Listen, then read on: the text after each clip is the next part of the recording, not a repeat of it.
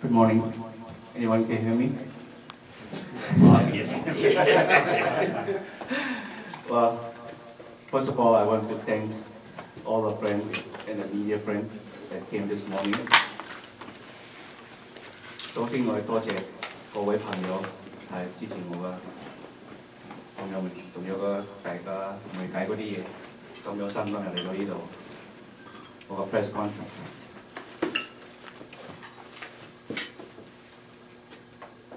今次 I'm a little bit tense today.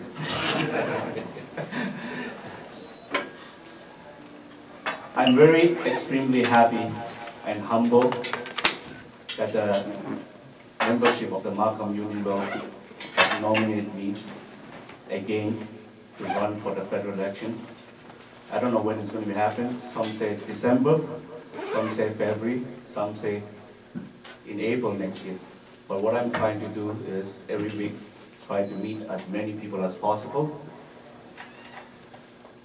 and to know more people to support me and try to convince more people to vote for me in the next election. I know running a campaign is not easy. You need a lot of volunteers, you need a lot of funding, and today when I look across the table, I want to thank some of the people, especially Li. She's the president of the Chinese Outreach Committee, the foundation that raised money for the Scarborough Hospital. And I saw John Yip is here too. And also want to thank my friend John Yun that have done so much to arrange for this morning press conference. I also want to thank some of the committee people, especially my campaign manager Dave. You've done a wonderful job.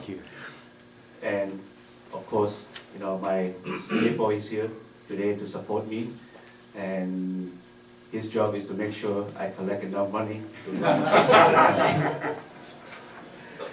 And also want to thank a good friend of mine, Eric, who has been on my side, giving me a lot of encouragement. And for those of you that may not aware about, I'm the first Chinese to run 3 times for federal parliament.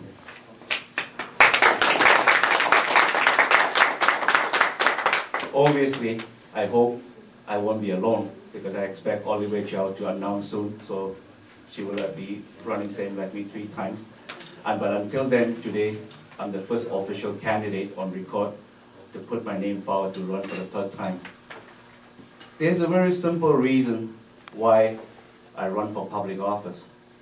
I want to start off, with a simple thing. My wife always asks me, are you not making a good living in your financial service? I say, I do. But he said, then why all of a sudden you're spending a lot of time and energy on political fronts? So today I want to use this opportunity to try to clarify why I'm so passionate in politics. As all of you in this room are aware, the GTA, we have close to almost 300, actually not 300, I keep on thinking about 380,000. That was the year when I came to Canada. Today we have almost 600,000 strong in GTA area. And we are the only community that are not represented in Ottawa. Being a Chinese Canadian coming from India, and I have a little bit close relationship with that Indo-Canadian community too. I am a little bit, quite frankly, a little bit jealous. When I look at the Indo-Canadian, they have 6 members of parliament, yet they have only half of our population. Look at this today example. Just 2 weeks ago, when there's an earthquake in Pakistan, at the first day, the Liberal government announced a 300,000 funding. And then from the community, they start screaming and yelling, what are you going to do with 300,000? And the magic immediately changed to $20 million within 24 hours. And within the next 48 hours, guess what happened? the Prime Minister came down with his entire elite cabinet, including Foreign Minister and all the GTA heavyweight. So I always asking the question, you know, why is they have so much influence, you know, like in the political landscape? It's very simple, because the Indo-Canadian community are very involved, because they consider Canada their home now. So today I want to use this opportunity to address my Chinese audience and my fellow Canadian. You know, having chosen this country as a home, we have to, you know, start thinking like a Canadian. Today, as all of you away in this room here, we are very successful in school. You hear about, we have a lot of highly graduated doctors that are coming from a Chinese background. You hear a lot of Chinese people are very successful business. I mean, you name it, right? Ray Chen from CI Mutual Fund, Michael Lee Chin, and ATI Technology. And we have a lot of people that are very successful helping in fundraising. I mean, I just mentioned about Navy. You know, this year, May, I think you raised over $350,000, right, for Scarborough Hospital. And John Unit, another example, raised a lot of money for community. But there's one area I think we forgot about. You know, since pledging, you know, taking the Canadian citizenship, that, you know, like, that we're going to be like Canadian. So that's one area I think we have to remember. We have to honor the obligation to start to get involved in public service. You know, public service is a noble task. You know, we should not shy away to get involved and help government to understand the community need. And today, I want to make sure that the future generation should start thinking more like a Canadian, start volunteer, you know, to serve the public office. I like to lead by example by naming to run for the third time. And people was asking me, Joe, why are you doing this? I say, unless or until someone got elected. And my job is keep on going, keep on motivating people that they have an obligation to come and serve the Canadian public. With not any further ado, I just want to thank one more couple of people just came in late here, C.S. Leong. You know, like he was a former candidate for Willowdale, and some of the people just came in a little bit. Thank you for your presence, and I want to leave it to the media if you have any question. Thank you.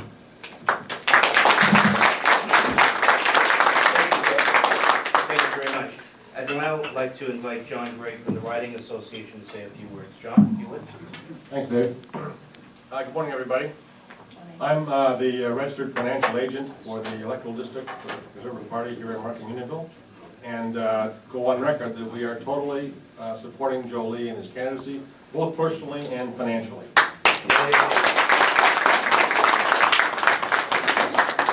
Handshake to make sure.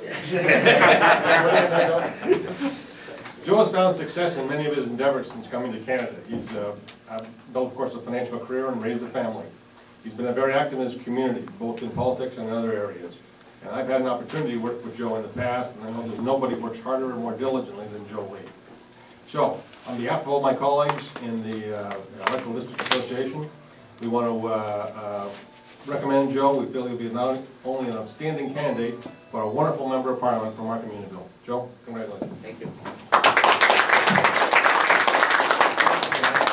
And last but not least, I'd like to introduce Mr. Eric Nguyen. I think everybody knows Eric. He's a strong Conservative supporter and a great friend to us.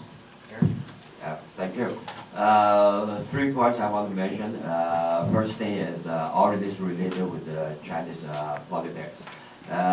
Since we are in Canada, I hope the media can try to help us that first try to encourage the Chinese people coming to vote at the general elections, no matter whether it's federal, provincial, and municipal. Make sure, try to encourage them to come to vote. This is important. And because the government no matter which level of government, they always calculate how many percent of the Chinese coming to vote. And the more you vote, doesn't matter which party you vote, but come out to vote. And then the government was thinking when they do some policies, they will take into consideration of the Chinese interests. Second thing, what I try to say is when is the elections involved in the yeah, when there's elections, make sure you come out to help. Because all the candidates, like he mentioned, they always need manpower. They doing all kinds of things during the election. So make sure they come out to vote. In the meantime, obviously, if you can donate the money, go ahead, do it.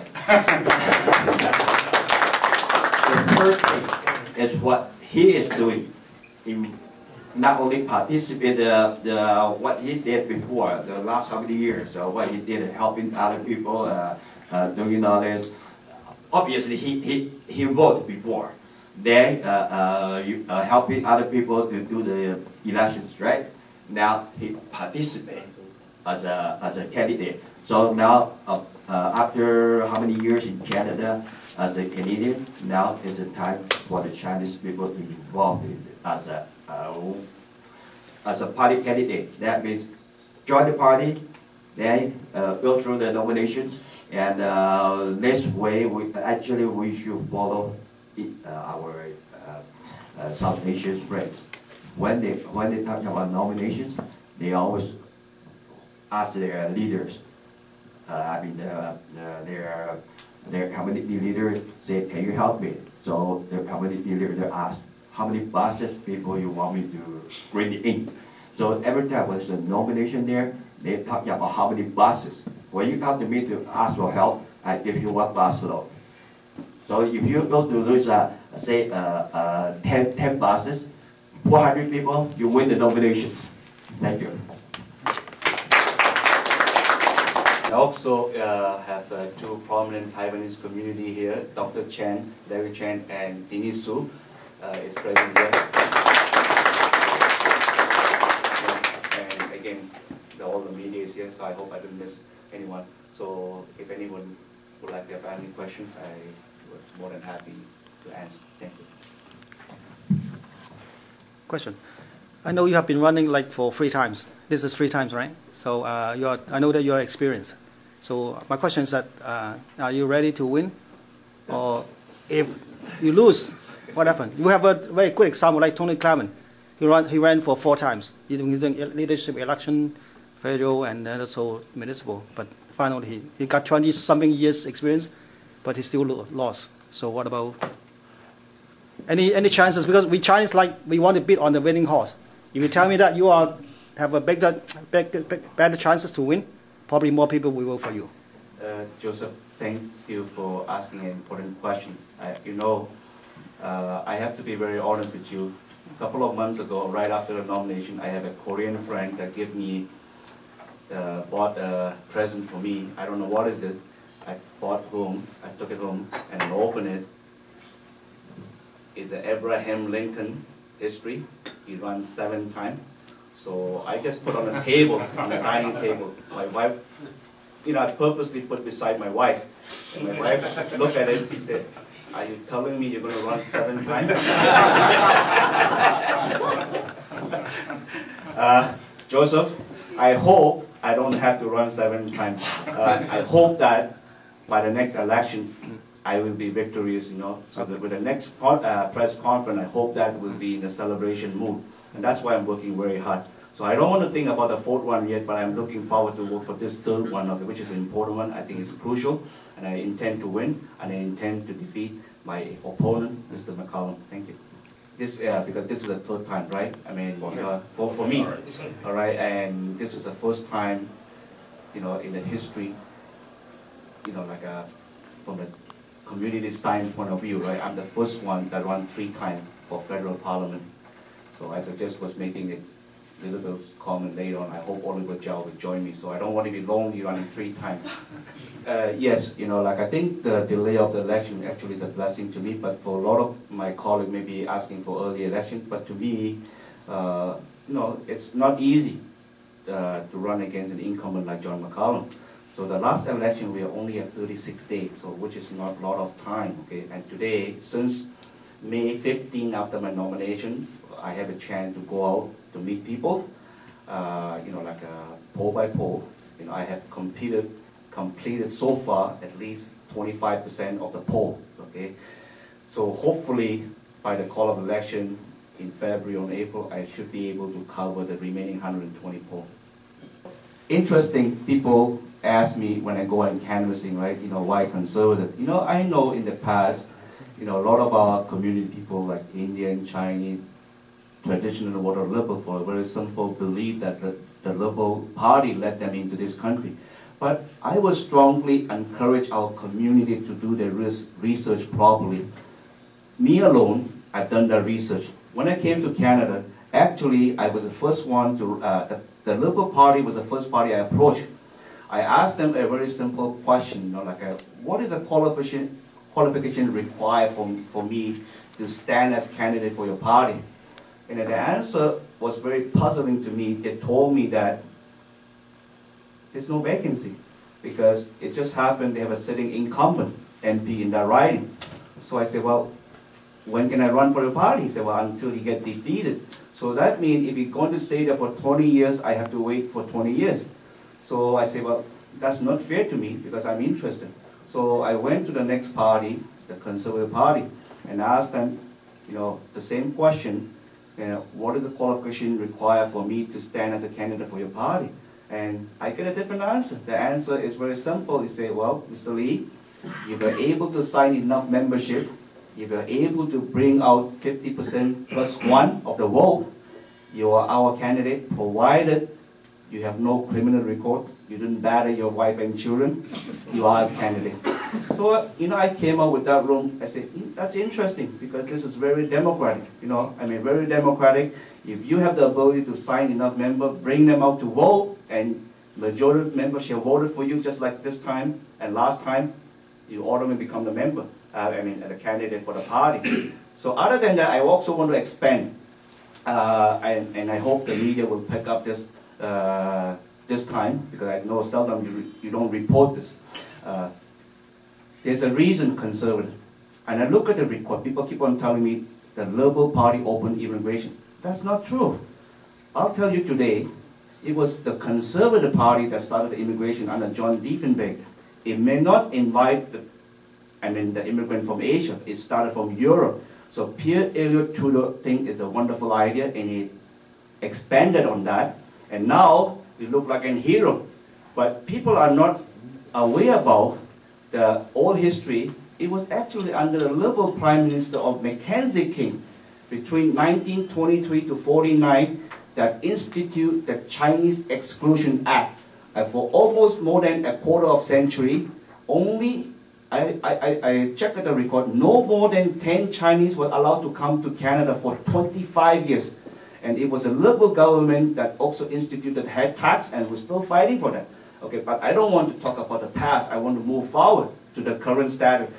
It was under the Prime Minister of Brian Mulroney that created the Department of Multiculturalism. You remember, in those days we have a quotas of about 85,000. It was under the Mulroney government that increased the immigration quota to 250,000.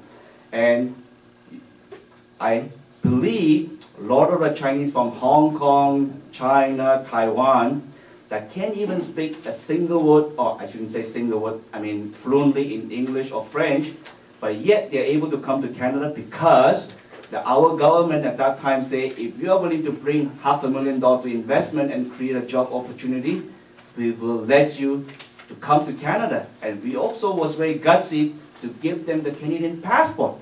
You think the Liberal government can do that? I don't think so.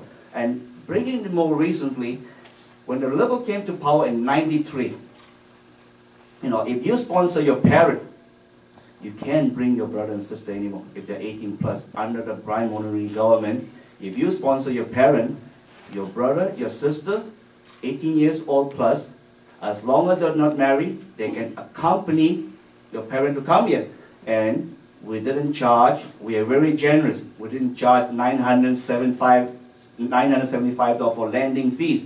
It was only under John Chrétien government since '93 that you have to pay now $975, and also you have to split up the children. If you're 18 plus, you have to apply separately. So imagine it, if you sponsor your parent, you have a brother that's 19 years old going second year in university, they don't stand a chance to come to Canada because they didn't finish the school, they don't have the work experience.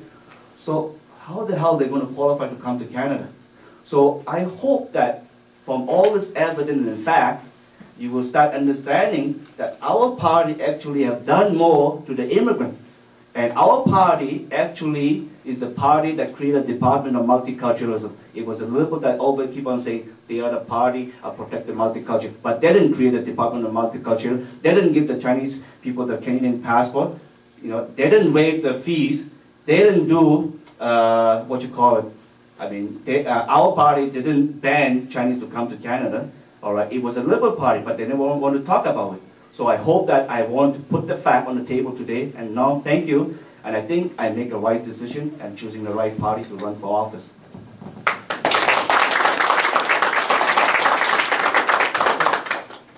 Go ahead, sir. Yeah, everybody knows that federal politics is party politics. So what kind of support you're getting from the top level of Conservative Party? Like, can you talk directly to Stephen Harper or Peter MacKay? And if you win in this, in the next election, or if Conservative wins in the next election, will you be able to get a minister position in the new government? Joseph, thanks again. Now you're a little bit more positive now, right? I want to compliment. Now you're a little bit more positive because you're thinking I might have a chance to get into cabinet. I do have a good relationship with the party headquarters. You know, my friend Peter is coming here November the 8th. He's doing a fundraising event for me. And, you know, he wants to make sure that I have enough money to give it to my financial agent, John Li, so that he can turn around and support me to run a successful campaign. And when my government win power, actually it's up to the leader. I can't tell them that I want a cabinet post, okay? So it's up to the leader to decide whether I'm capable to take on that task or not. Thank you.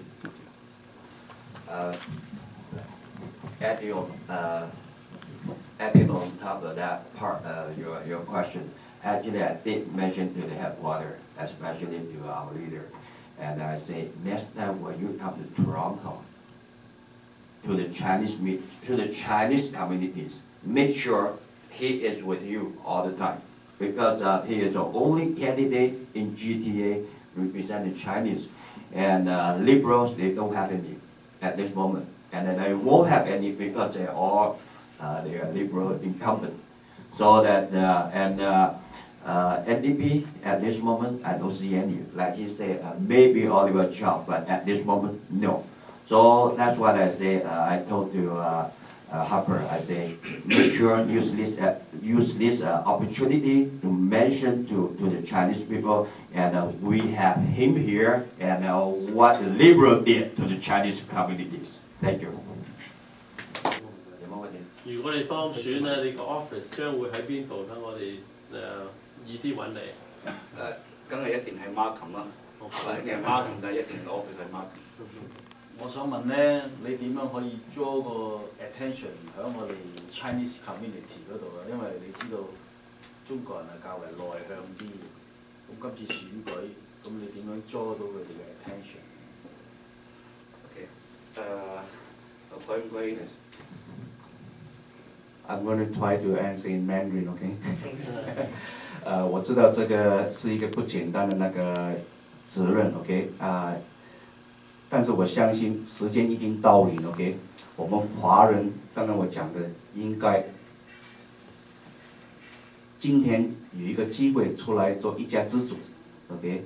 刚刚吴医生先生讲到啊，安省，只有我一位国会议员候选人，我感觉也很单独 ，OK？ 因为我希望会经过这一个经历呢，我能够吸引多一点年轻的人出来竞选。我刚刚说过，用意表达过啊，我说竞选那个国会议员是一个很光荣的事，是为国家服务，为国家贡献做一点事，是一个可以讲是很骄傲的事情。OK， 所以我希望那个今天出来提名做候选人呢，我希望我们华人当然多多给我一个鼓励，而且我希望去到华人家里的，刚刚吴医生说了，不论你会投我的票还是不投我的票，总之一句话就是。希望你能够出去投一个你的神圣的票。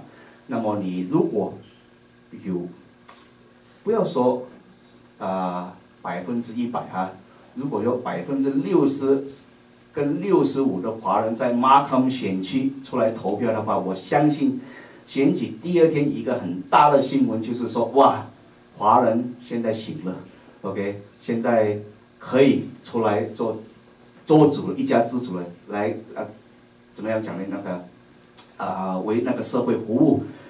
当然有一天，我希望不只是我一个华人国会议员，在安省来讲是依照欧洲的那个怎么讲那个 proportion representation 我们的那个人口统计来讲，基本上来讲我们可以选出10个国会议员。你知不知道这个10位国会议员在一个少数政府多么重要吗？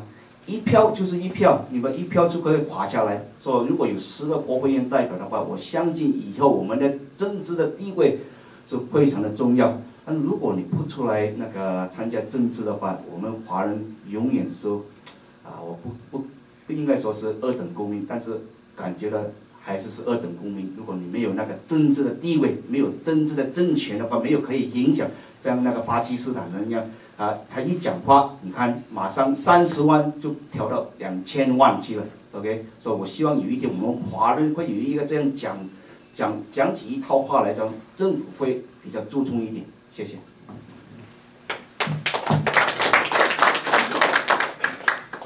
这个能不能说一些在上2次你这个你失败的这个主要原因，除了你刚才讲的说是时间比较紧以外的话。最主要的原因。另外，据我们了解的话，那个现在 McCallan 呢，在曼哈顿华人社区也有很高的知名度，也有很多人支持。他下一次可能还要再选这个选区，你就是光是华人出来，恐怕也有相当一部分会支持他。你觉得自己会有把握吗？那个问题这也是很重要。OK， 在 Markham 来讲，我知道你不可能永远得到100%华人的支持。如果有一般的支持，我已经很高兴了。所以在几年来讲，前2次是可以说，第一次是好像是拿经验，因为第一次出来是我在社区里面没有工作很多，这几年来讲，这7年的光里面，在社区也开始做很多功课，好像是帮忙医院筹款目前今年来讲是成为了客家英华联谊会的会长。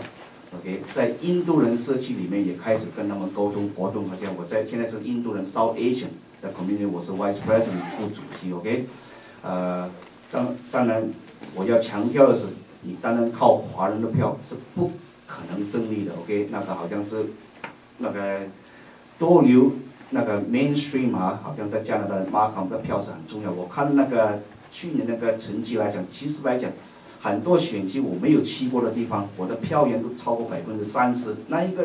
那个 poll map 来讲是大部分是洋人住的地方，我没有去。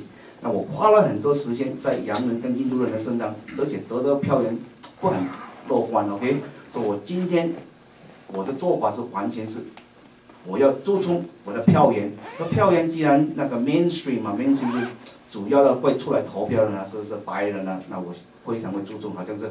Highway 7100到16届那我一定会非常注重那一期的票源，那一期能够拿下来的话，转下来的话，希望这几年的那个在社区的功夫的话，希望能够得到那个好像我们华人社区跟那个印度人社区那个认同，可以给我一次机会，我时常跟那个我的选民说，尤其是我们在好像有几个。客家朋友说，问我这个很坦白的问题的时候，你可以告诉我吗？他说我自来加拿大，我已经投了30年至40年自由党，你可以告诉我吗？为什么我要投你的票？我说当然，我不是说因为我是华人你就要投我的票 ，OK？ 那么我们保守党呢，里的很多政纲对华人是很有利，是纳税方面啊，社会那个社会治安问题啊，华人都很重要的。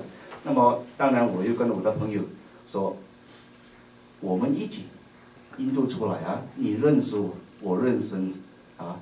马卡伦你都不认识，你都愿意投他的票，因为他是自由党。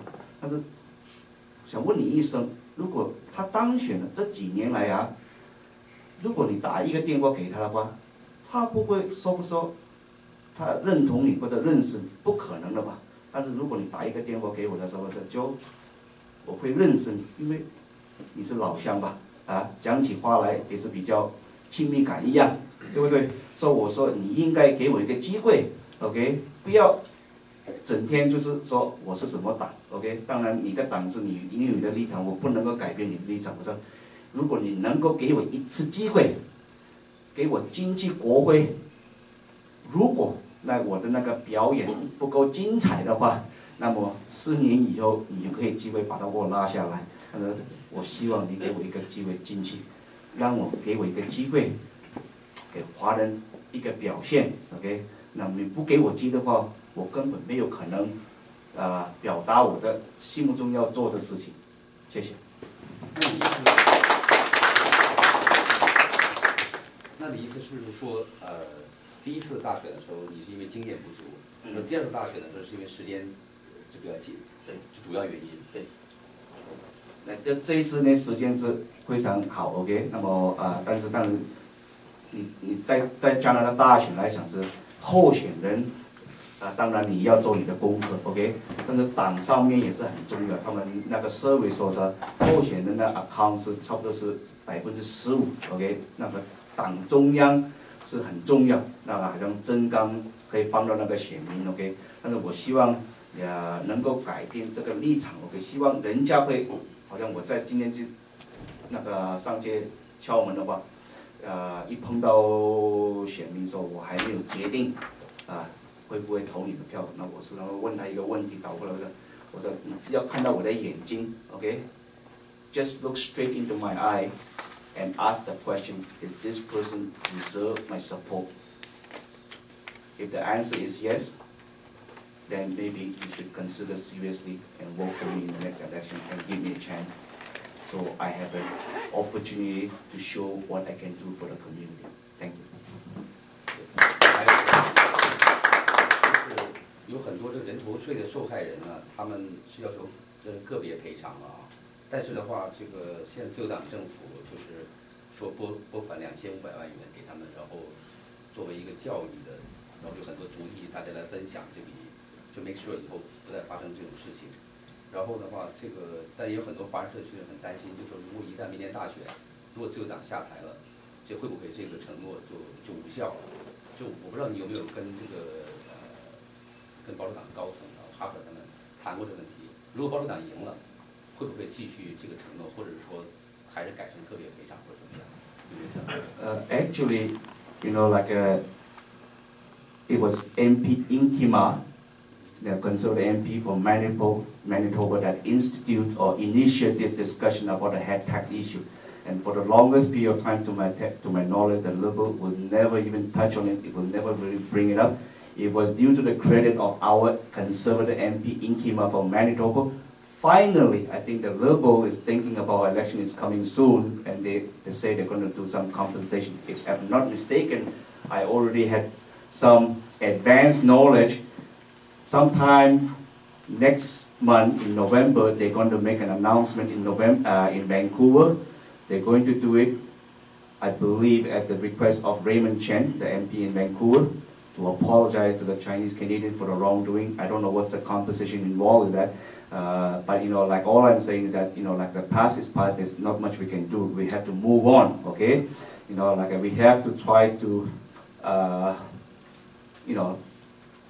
some symbolic, apology we do, because it doesn't involve my family, so I don't want to get in that. But I also believe that, I can't blame parent have done some wrong to my parent, okay? So it's difficult to justify that I have to like get my anger that it was not related to me.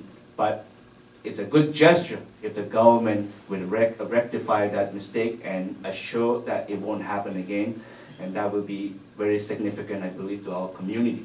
And I believe that, if not because of MP Inkima, the Liberal probably will never, ever consider even to apologize to the Chinese Canadian. So I want to take, the opportunity to thank my colleague or my friend Inkima have the courage to fight on. But it's seldom it gets mentioned in the media that he was an MP that initiated. The bill was still standing in Parliament. He was the one, the private bill, because you are not in government, you can't put up a bill, because Inkima had to put up a private bill to request for the government to acknowledge the problem and try to rectify it. So hopefully by next month everything will be resolved. One question is, if you're being elected as a Chinese, I know because my background is never conflicted with the head tax or whatever. Yeah. But as a Chinese, will you stand up for the Chinese and further push the head tax compensation, just like what they do to the Ukrainians? I have to think myself as a Canadian first, okay? I may be from a Chinese background, okay? I always say the first step, if the government can acknowledge the issue in the past, that would be a good first step. I don't want to get involved in the decision like compensation. Why is that? Is because I don't know the full answer. First of all, we have to establish a fact. How many people got affected of this, right? It's a very complicated calculation. And someone told me that, whatever been done 100 years ago is worth $2 billion. But everyone in this room able to put up your share for the $2 billion?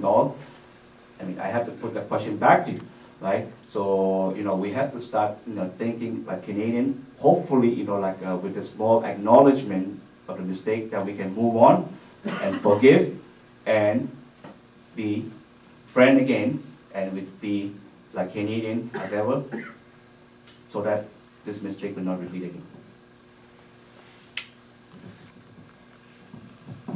I hope I satisfy your question.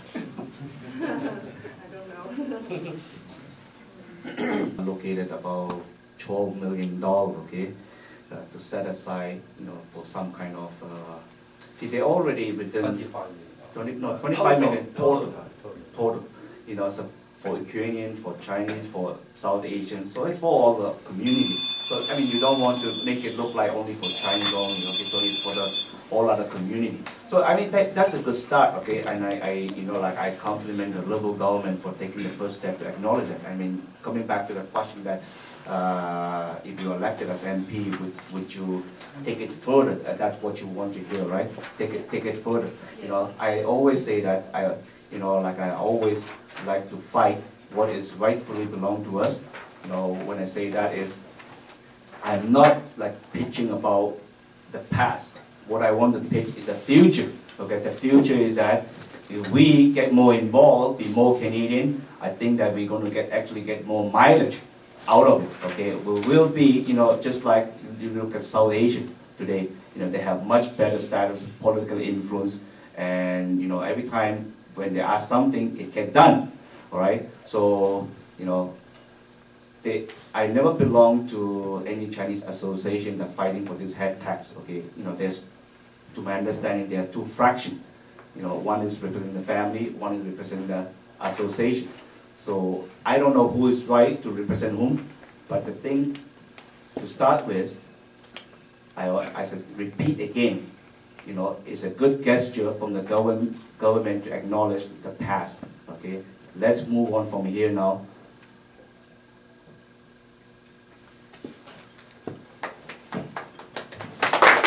了解，这个2500万已经放下来，而且是交给 Raymond Chen 去处理。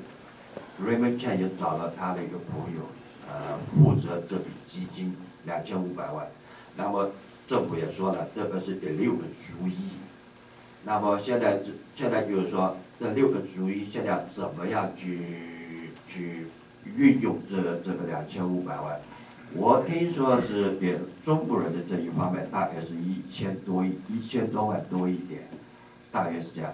那么现在他这个正在讨论要成立一个基金会，那么比如说在中国人这一方面有个基金会，那么政府曾经有表示过，这个基金会的钱不预备给这个当时的那些人的家属，他是预备用这笔钱来做一个基金来教育全部的，可以说是中国人了这一方面，告诉他以后不要再发生这种事情，那么是用 educational 的方法，或者各种各样的，比如说假如说这笔钱给了家属的话，的效果比不上办一些教育方面的事情。谢谢。OK，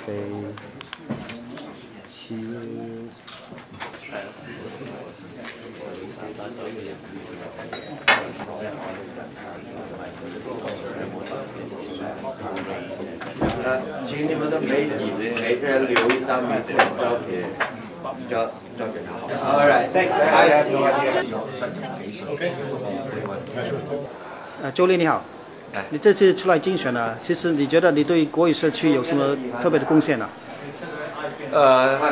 我希望那个这次竞选的话，给我们那个华人社区能够推动那个我们下一代的人，那个对那个加拿大那个政治的情况比较了解 ，OK， 而且希望能够给我们的国家一点贡献。贡献的就是意思是说，能够在国会里面做一点事情，关于我们社区啊，就是说如果将来那个处理那个中国的问题啊，中国跟台湾的问题啊，那么身为一个国会议员的话，我希望能够帮忙做一个桥梁一样，能够跟他们沟通，帮他们出点力，帮他们能够解决他们心目中想做的事情。一般市民他们的最大的问题是安居就业的问题，你的看法怎么样？这个是很重要，因为我们希望能够那个新移民来到这边加拿大，最重要是能够帮他们找到一份工作 ，OK？ 当然找工作是不是简单的事，我们保守党希望他来到这边的话，因为他们那个 profession 来讲是在大陆有时候我来到安省那个，他们不承认他的那个 certification， 我们希望我们的政党，我们做政府的时候，执政的时候，能够尽快的话，新移民来到这边能够帮他们那个 recertify 他们的 credential， 就好像是马上，如果你身为一个医生的话，没有这个必要来到加拿大还要读5年6年的书，来到你是作为一个电脑专家的话，虽然你的英语讲得不太流利，不能够说逼你要回去学校读，不承认你的那个学历再来读过一下，这比较困难一点。我是希望能够尽量的缩短，能够接受你那个文凭，这样呢也比较容易找到一个工作。你觉得新移民投入社区、投入政治，有没有什么建议了？我是希望他们那个多跟那个每个政党联络好像我刚才讲的无论是什么政党，能够出来在社区服务已经是对国家是很大的贡献。所以我鼓励新移民除了那个工作拿到一个工作稳定，有一个那个成就的家庭的话，有时间还是要希望能够跟国家做一点事情。第一步是当然你要帮那个社区的政治家做事那么你有一点沟通的话，那么你社区出了问题的话，也比较容易沟通，也比较容易达到你的目的。那么如果新移民他们想参与你的 campaign， 到底有什么途径呢？很简单，你可以打电话跟我联络或者参加我们的网站是 www.joeli.ca， 那边有中文的资料。OK， 也有英文的资料，我们随时欢迎你，因为我们需要很多 volunteer 义工。因为竞选是2个，一个要人力、财力新移民，那么财力当然财力方面是没有办法马上帮得了忙，但是人力方面来讲也是一个很大的帮忙，所以我希望他们能够出来帮忙我。